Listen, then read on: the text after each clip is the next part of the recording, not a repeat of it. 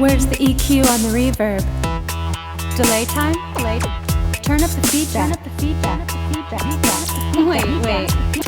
Pan the condenser to the left and the dynamic to the right.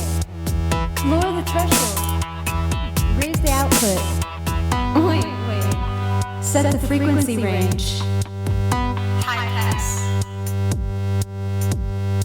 Welcome to the Lady Audio Radio Show. Hi everybody. We have two guests again for you this week. Our first guest is Gina Fant-Saez, also known as ProTools Girl on YouTube. She has a great channel where she teaches all the things to do with Pro Tools, starting from the very, very beginning. So we'll talk about that and a little bit about her music. Our second guest is Emre, all the way from Istanbul, Turkey. He is mainly a live sound engineer, but he also does studio mixing, and he mixed a song called Dragons in Gardens that I think you're really going to enjoy. I'll play it at the end of the show. If you are into audio and would like to be on the show, send me an email. My email address is clara@ladyaudio.com. And please visit ladyaudio.com. From there, you'll find all the links to subscribe on YouTube, iTunes, Podbean, Twitter, Facebook. All the places are linked at ladyaudio.com. Thank you so much to all the people who have already subscribed and to everyone who shares and donates to the show. I really appreciate it very much, and every little bit helps. A couple of guests have asked to hear my own music, and that would be Maheekat music. So I'm going to play our song When Lightning Strikes at the end of the show also. And I played a little bit of it a few episodes ago in the background while I was talking, so you might recognize it if you listen to that show. All right, let's get on to the interviews. Thanks, bye! Our guest today is Gina Fant-Saez. Gina is a musician, author, and a Pro Tools aficionado. Gina, welcome to the show. Thank you. Thank you for having me.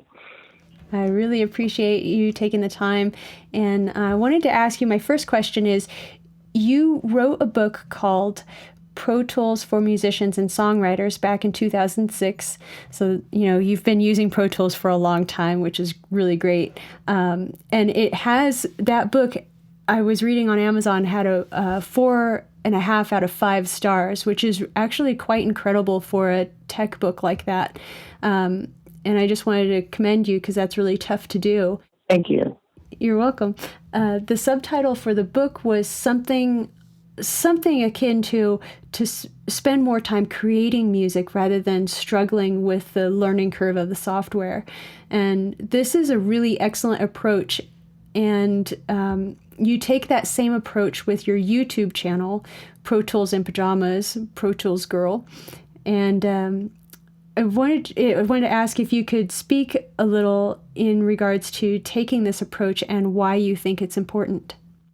Well, I guess one of the first things I wrote at the first of my book is that, when you wake up in the morning, you want your coffee, you just want to put the coffee in, press the button, and you don't really care how it works. And I wish, and the same thing with, I don't know everything that my phone does or everything that my car does, but it does what I need it to do. And I wish that people had that approach with their audio software, and the people who teach it, that they tend to overwhelm people with making them think they need to know what every single menu does. And I just say, get in there, start making music, and you'll learn as you go. So that's kind of what my approach was. Yeah, I think that's really excellent. I think it's something that does get overlooked a lot. And there's a new collaboration feature in Pro Tools, and I wanted to ask you what you thought about that. Well, it's just brand new. I built a software company for collaboration. So the main part of our software was a search engine where you could find people and then hire them or work with them, and then do the collaboration. So it seems like I'm hoping that Avid will build in a way for people to search Avid profiles, listen to people's work, see what kind of gear they have, and be able to find each other. Right now, the way it's set up is you have to know somebody's Avid email address or username, and you connect with them directly. So you're not able to find new people, which is what I was hoping it was going to be for, that I could go and say, hey, I'd like to hire a drummer, and let me see who's on here, and then, ping him through the system and say, hey, here's my song, do you want to play on it? And then, boom, connect. I think technically it's really cool the way they've built it.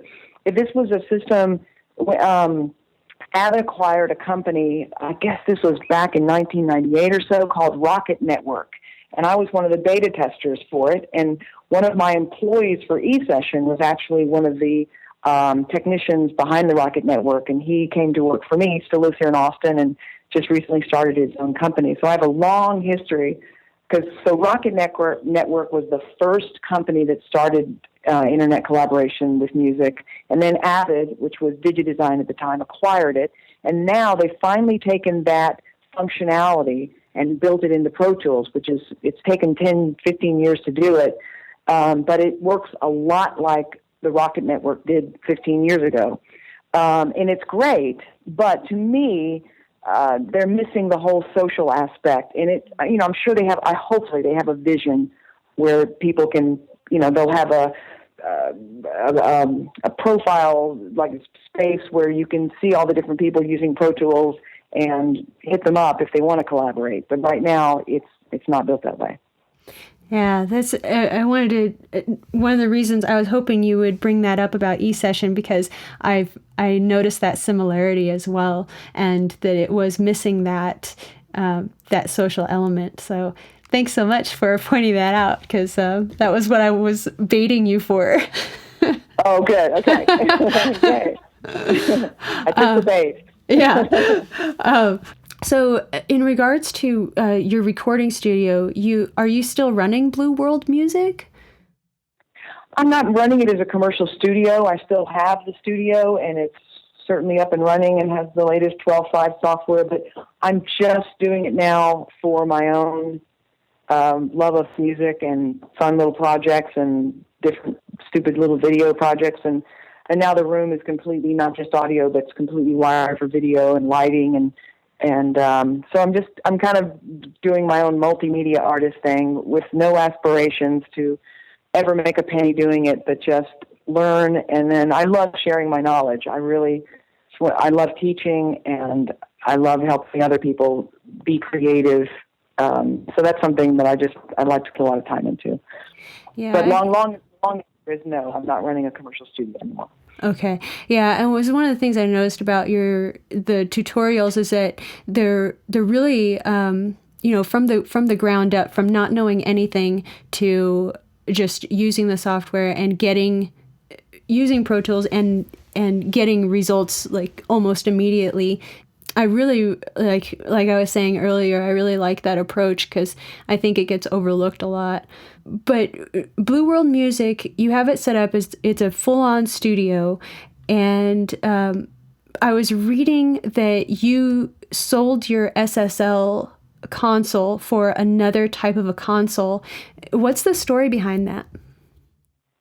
Well, it was my SSL was more expensive than my house, and there were many years where it supported itself, and then it got to the point where as home studios became more prolific, as but back in the day when I first started, you had to have 6 figures to build a professional studio, and then it's now where you can just get a laptop and an interface, and you've got pretty much the same functionality we had 20 years ago with $100,000. So I saw that those days were numbered, and Avatar Studios in New York called and said, do you want to sell your studio?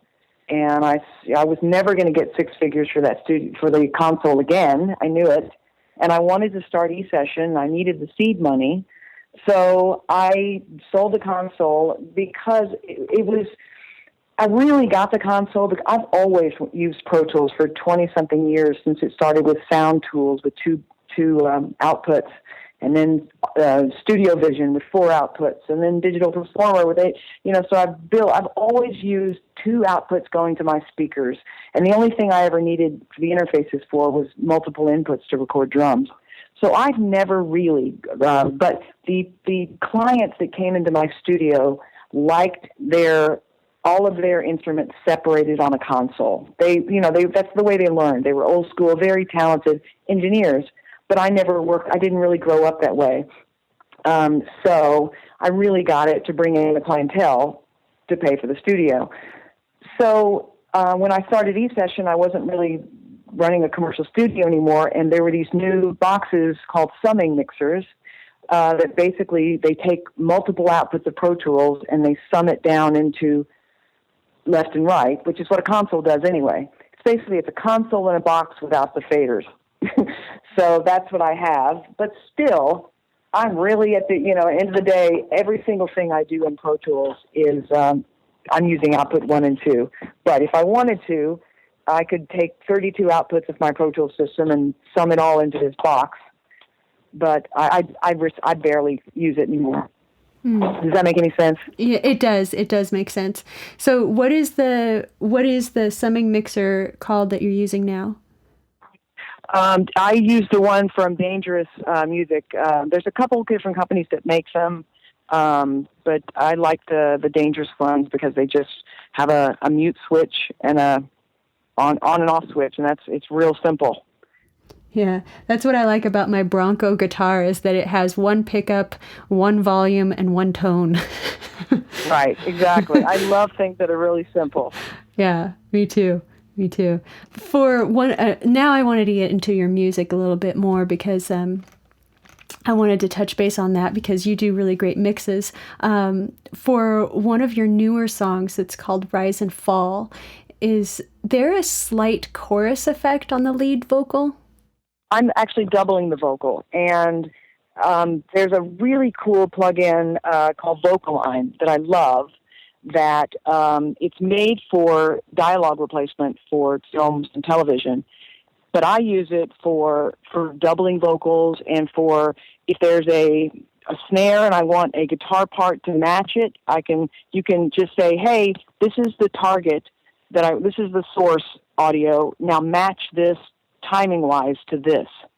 So I can sing a double, and I'm pretty good at doubling, but it takes exactly the double and matches it, and so it sounds more like a chorus than a double. It's a great plugin. Well, okay, so what is that? It's called VocalLine?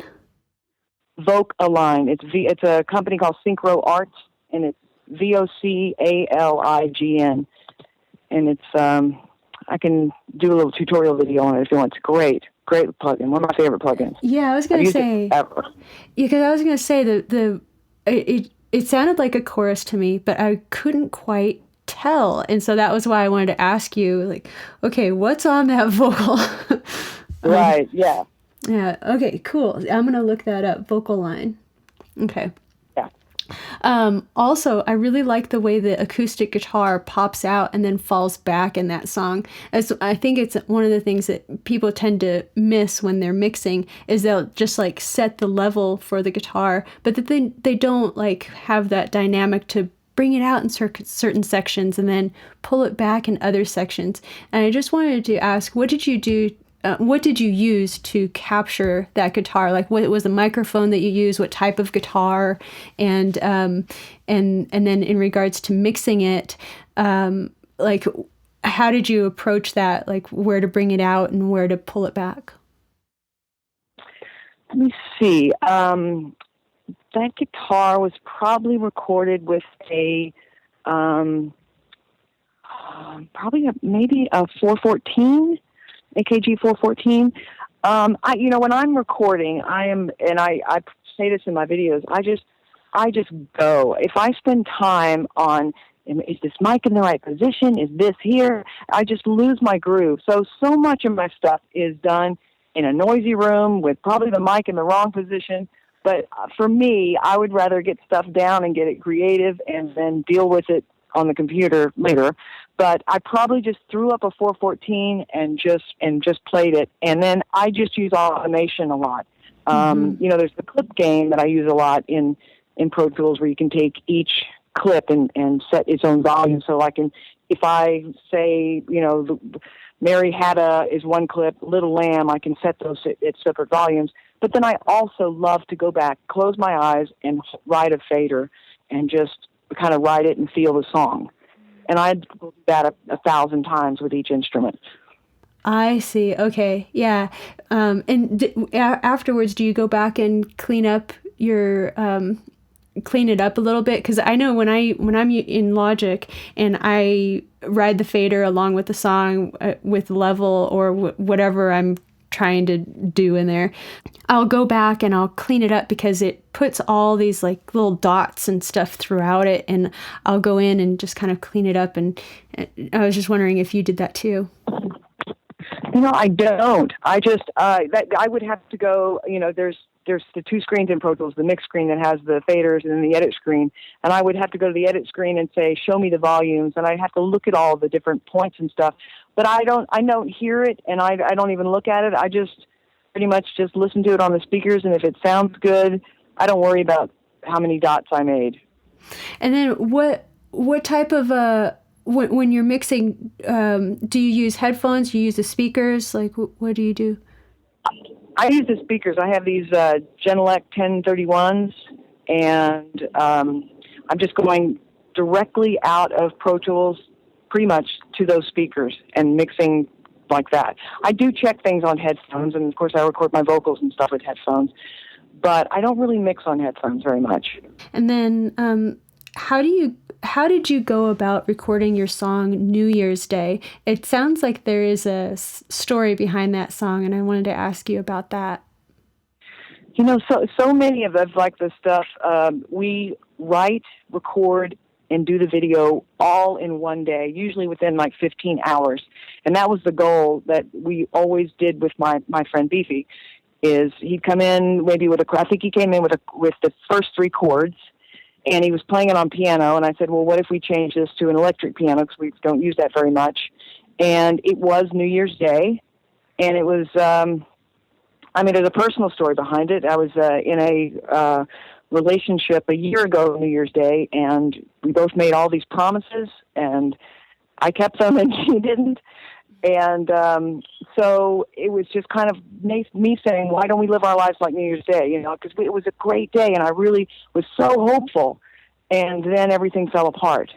So it's just basically saying, why does it have to be New Year's Day for us to make all these promises and live like we should live and be motivated like we should be every single day? So that was the personal story behind it. It's a really great message in that song, and I think it really comes across really well. I like that of the links that you were sending me and what I've been watching so far. That's one of my favorites. Oh, thank you. I think that's my favorite too. I love the simplicity of it. I love it. Just got this short, sweet message. I didn't worry about writing a bridge, and I was like, it's just 2 minutes. Who cares? It says what I want it to say. And thank you. I like that song too. Thank you. You're welcome. So where can people go to listen to your music? I've just been putting it up. I was in a slump for many, many years. I just started writing again, maybe a year and a half ago. So that's what the ProTools Girl channel is. Ever since I started writing again, and it started with my sense of humor. I was dog sitting for my best friends, and they were in California, and we had their dog, and I had my friend Beefy, who's a dear friend of mine, over, and I said, let's do a song for Sissy and Tracy making fun. So there's the first song on there is, when you're babysitting someone else's dog, there really are no rules at all. You can dress her, kiss her like a lover. You can, and so I dressed the dog up, so I feed her a bunch of crap. And so I put together this song and video in, a matter of 2 hours and sent it to my friends, saying, hey, here's your dog, So it started with that. And I had so much fun. And it was the first time I had put my sense of humor into my music. And I remembered something back in New York when I used to play. I was in a band, and I was all serious, trying to get a record deal and all that kind of stuff. My brother said to me, Gina, you're really funny and engaging. He said, but when you get up on stage and when you start doing your music, it's like you lose your personality. And I was like, at the time, I'm like, oh my God, but he's so right. So with this one stupid song about babysitting the dog, then it went to this other song about what rhymes with go fuck yourself and, getting a lot of angst out with a sense of humor. Yeah. So the first 10 or so songs I've written in the last year and a half were these just fun, funny, stupid songs. And then eventually I found my depth again, I guess, I hope. So now I'm balancing, I'm trying to, balance, keep my sense of humor, but write what I feel in my heart. And I don't even remember what the question was, but actually, I think I forgot what the question was too. Oh, where can people go to listen to your music?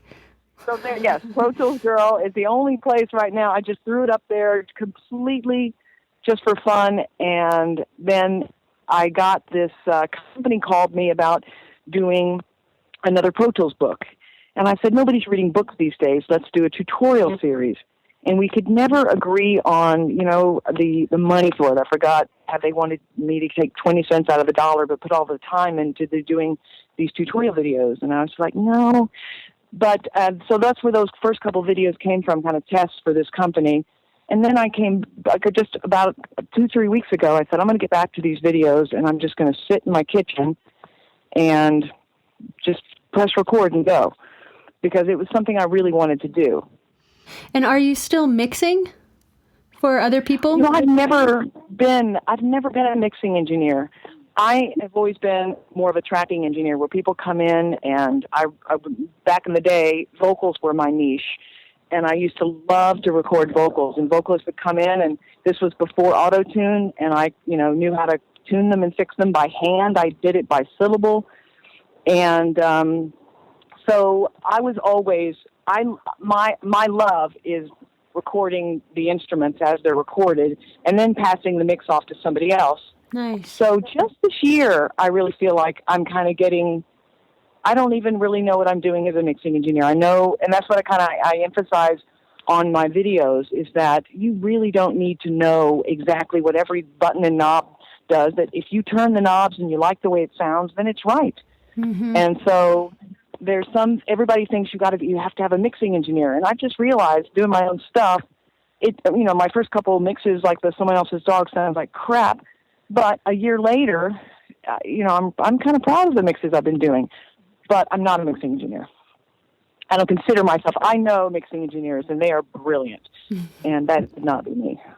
And so to listen to your music and to watch the tutorials, it's youtube.com/user/the ProTools Girl. I think so. Is that correct? That is right. And we can watch you in your pajamas mixing and recording and using Easy Drummer. I love Easy Drummer, by the way. I love Easy Drummer. Yeah, you have the expansion packs as well. Say that again. Do you have all the expansion packs, or some of them? I only have some of them. I have Metal Machine, and there's a new one that just came out. It's a rock one, like 70s rock kit. And what we do for our music is we don't really use any of the loops and stuff that are in there. What we do is we trigger from our Alesis electronic drum kit, and my husband. Right. So somebody's playing it and triggering the sound. Exactly.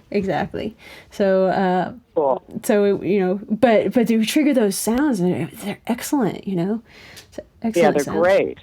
Most everything I've been doing the last year is I use Strike and I use Stylus RMX as well, but 90% of everything is Easy Drummer.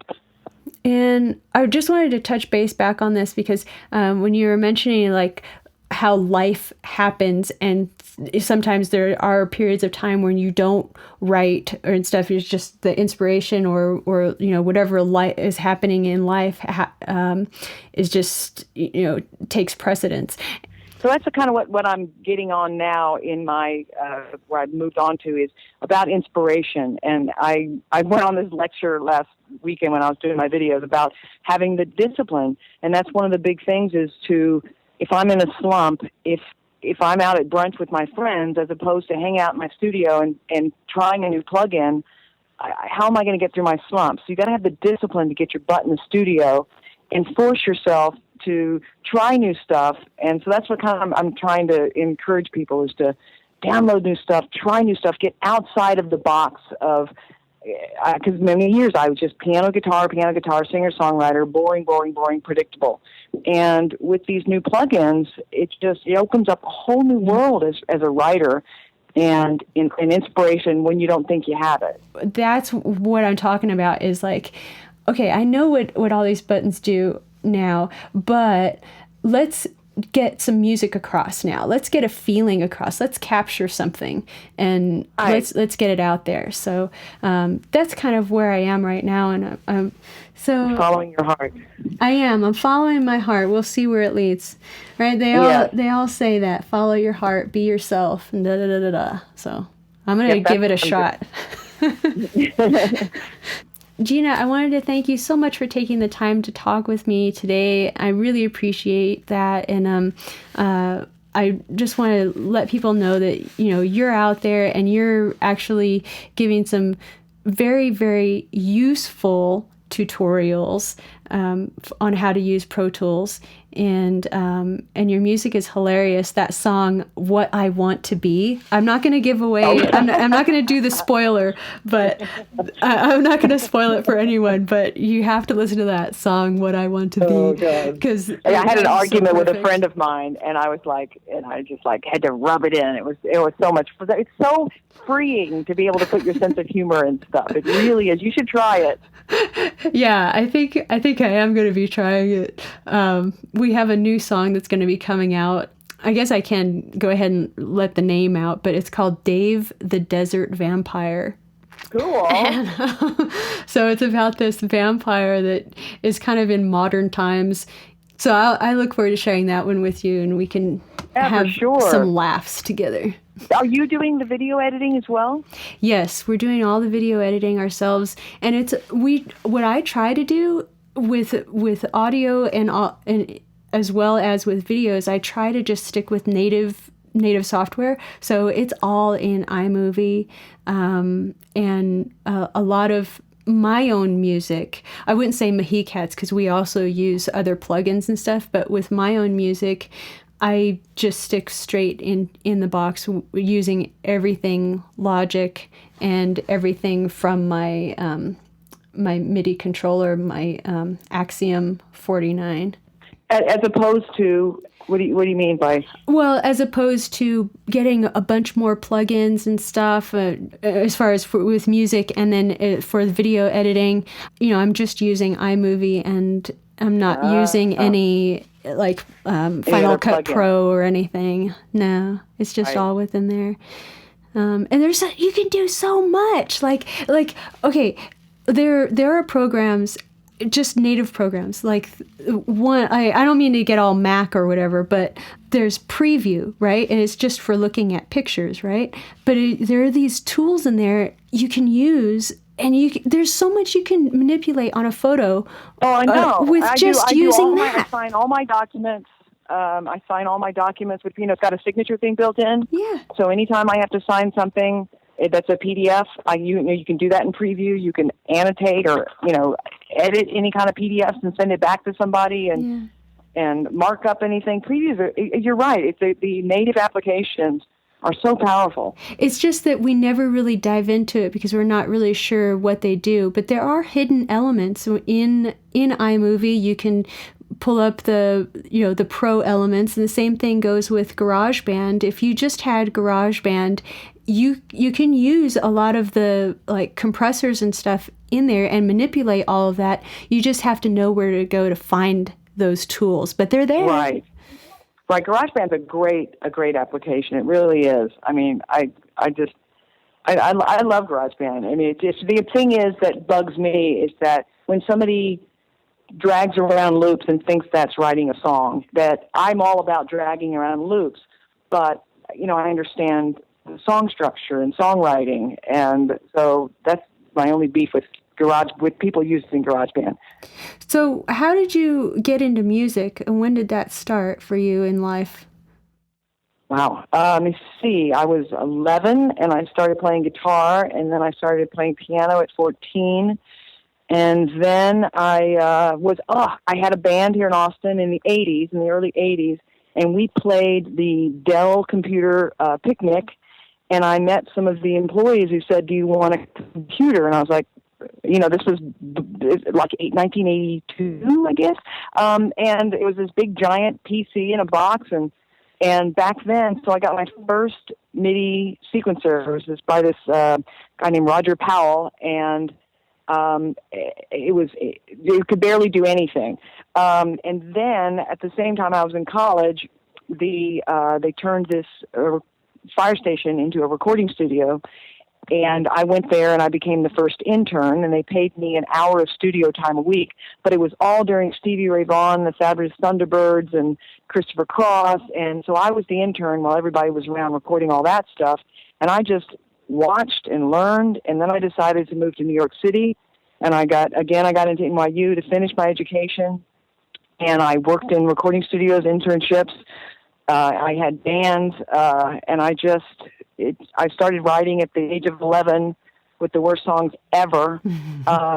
And then it just always felt like back then as a kid, and it always was a means of expression. I guess like writing poetry or painting or sculpting or anything, any kind of art form.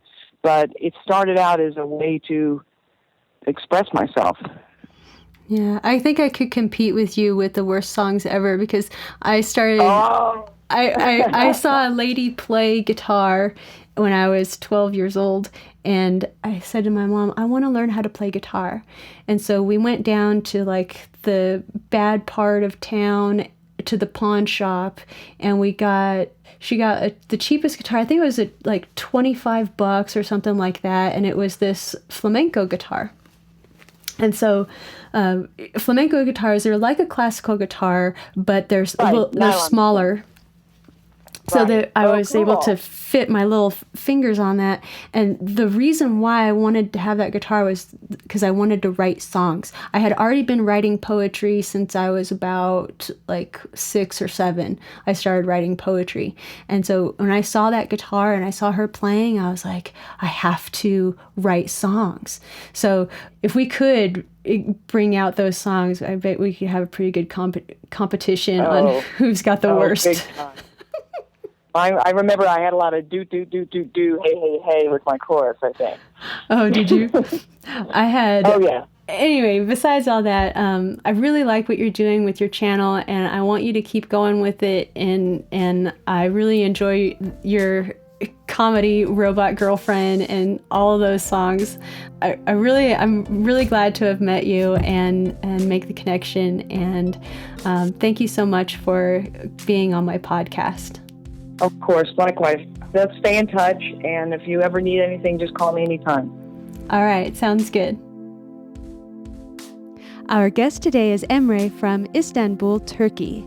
Emre is an audio engineer and has experience in the studio as well as with live sound as a front of house engineer. He also has a music project called Stiver that crosses genres of soundscape and noise and electronica. Emre, welcome to the show, and thank you for joining me today. Hi to everyone, and it was a pleasure for me to be here. Thank you. My first question is how you were first introduced to music. At first, I introduced to music by my brother, actually. He was 10 years older than me, so I was messing around his collections of vinyl and CDs. So, at the age of 6 and 7, I was started to listen to music that he was listening. So, I can say that I was first introduced to music by my brother. Oh, that's cool. That's cool. And what's the story behind the Stiver project? How did it start? And are you going to be recording any more of your own music? I mean, it started in 2009 or 10 when I was listening so much of uh, UK garage and some new waves of dubstep. So I was influenced by them, and I said to myself, why not try to do something like that? So then I started to the project called Stiver. Before that, I was also recording my music, which was mostly acoustical music, based on guitar uh, lines and everything. From now on, I'm not really sure what I will do with my music and my projects, but for a while, Stiver is kind of paused. Okay, so it's just on pause right now, but you might Yeah, be yeah, doing some more in the future. yeah, sure, sure. Cool, cool. And then what got you into mixing live sound? First, I started to mix live sound when a band that I worked in the studio asked me to do live sounds for them. Then I started to do live sound actually in 2009 or 10 again. After that, I worked with almost all of my uh, let's say clients that I worked in the studio in a recording or a mixing, and that got me to more and more into live sound. Okay. Yeah, you must be pretty good if they recommended you to do their live sound, so and that you're still doing it. So, Thanks to them. yeah, doing live sound is can be so challenging because you're on the spot and you have to think really quickly. So, Yeah, what type of bands do you mix live shows for? mostly rock bands or the bands in the uh, acoustical domain, let's say. A freelance sound engineer, I'm working with bands that I had an agreement with. So, and mostly, as I said, rock bands. Because the hardest thing in the live concerts and the hardest genre, I think, is your rock bands. And they need a sound engineer anyway. Because they are so loud and they had to be treated by a sound engineer in a correct way to be heard in the correct way. And it also makes you much more confident to what you're playing. I think that's the most important thing. Because if the musician on the stage is confident about everything on that event or a venue, um, I think then the performance is getting much more, let's say, nicer and greater. Yeah, I agree. And when you're mixing a live show, do you ever have problems with effects that the musicians are using? For instance, reverb on vocals can sometimes create issues. How do you deal with stuff Yeah, like that? I deal with stuff like that by talking with the band. And since I'm mostly working with the bands that I know for long, they learn to listen to me and they are not using any effects which are unnecessary or so much than the event hall is capable of. For example, if the vocal wants to use his or her reverb pedal, and if the venue is not capable of it in terms of technical issues, so then I would say, don't use that, leave it to me. I think that's the only solution which is much more profitable for the band and for myself as well. Yeah, that's really good that you keep that line of conversation open with the band so that they don't feel alienated from you doing the Yeah, sound. So that really is good. yeah, yeah, yeah, yeah. And do you ever record the live shows that you were the mix engineer for? Yeah, sometimes, sometimes just for fun to look afterwards to the recordings of that concert. Because sometimes I'm witnessing to so many beautiful concerts which I would like to record, but it's not possible always. But it's so easy nowadays because of digital consoles, which I mean, for example, even on Behringer, a mixing disc, your computer can see it as a sound interface up to 32 channels, and then you can record it easily, and it's also fun. Yeah, that's cool because I know sometimes bands will ask the sound engineer to record their show so they can hear it back later and make any adjustments to their Yeah, live show and stuff. So, yeah, yeah, yeah. And it's also so good to see. Uh, I mean, for the musicians, of course, to see their faults and also the things that they just catched on stage lively and to recreate it maybe. Yeah, it's also fun for a sound engineer to see what he or she just mixed on the stage. what do you think are the three main differences about mixing for a live show and mixing a studio recording? Hmm. Three, let me think. I mean, for me, I think the main exact difference is the physical stuff. I mean, let's say you're mixing a live show, closed environment like a venue or event hall, which has four walls basically. Then you have to tune everything uh, corresponding to that room you're in. So then I will say um, the three main differences is in dynamics, on reverberation, and also on a spectrum comparing to that room you're in. Dynamics, reverberation, and spectrum. I see. And what would you say to someone to encourage them if they're interested in starting out with mixing music? I will say that I'll say what I like about it. I'm always thinking when I'm mixing in the studio or in a live act. Uh, I'm thinking that I'm do it like I would like to hear.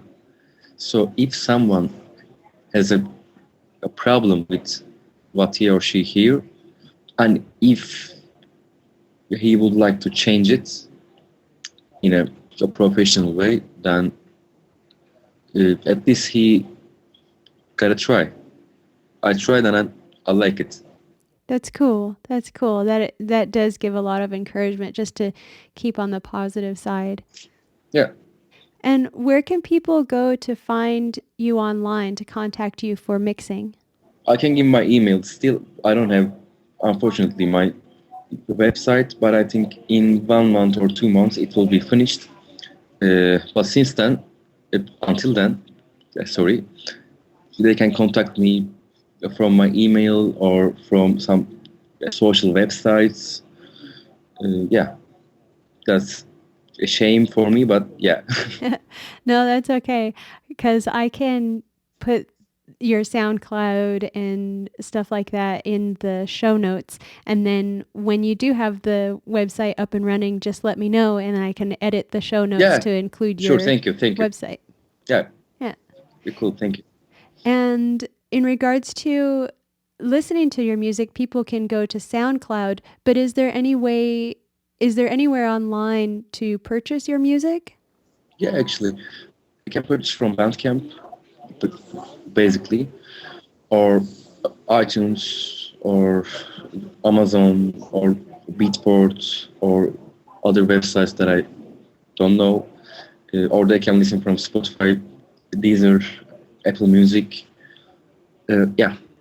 All right, great. Yeah, I'll need to have those links because I haven't found you on Bandcamp yet. So I need to have Ah, that okay, link and I'll okay. put it in the show notes too.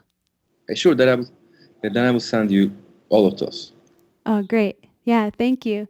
So, Emre, thank you so much for joining me today. I really appreciate you taking the time, and I know there's a really big time difference, so I appreciate you joining me today. Yeah, it was a pleasure and no problem at all. If you would need anything, just let me know and I will send you.